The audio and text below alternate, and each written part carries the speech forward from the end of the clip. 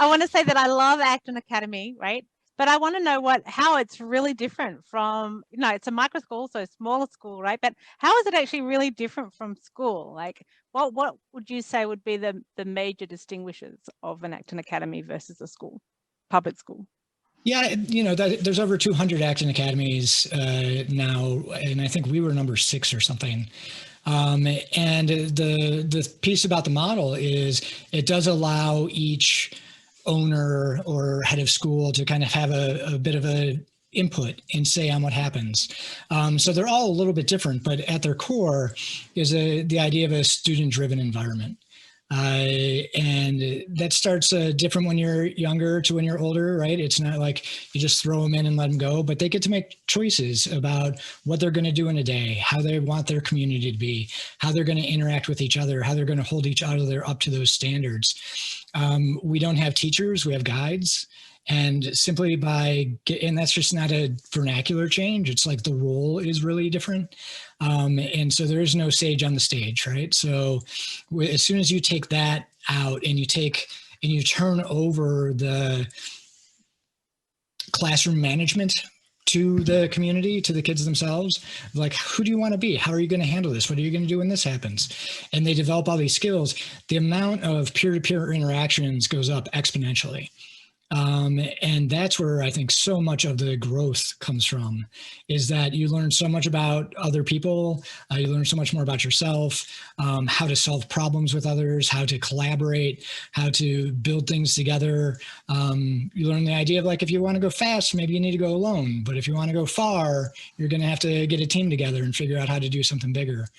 So in the mornings, we work on a student-directed core.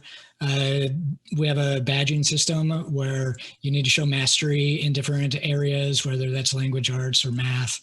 And so once you can show that, you earn, we have sashes and buttons, like, the Boy Scouts and Girl Scouts. And so we get to have little ceremonies. But you can go as fast as you want, or you can go as slow as you need to be able to make sure that you're mastering that skill.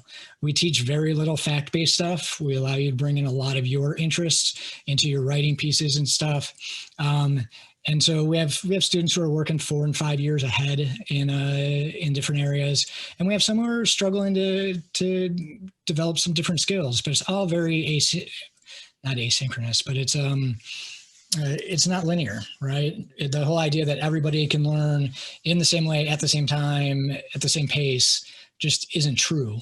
And we put in a lot of work to make that happen. So we throw that away. So in the morning we have that piece. In the afternoon we do projects. So, we start businesses, we produce plays, we create rockets, try to do more real world, hands-on applied learning that they get excited about. We don't have grades. We go for about 5 to 6 weeks at a time. And at the end, there's a public exhibition of whatever's going on. So when they create their businesses, it's not like, oh, write down what kind of business you want to do and turn in your plan and we'll give you a grade on the plan. No, you're going to run a business for real money and you're going to sell real stuff. And so this year we had to take that online, but we had 700 shoppers come through or something online, and they sold like $14,000 worth of stuff. So it's doing real stuff and getting them that real experience.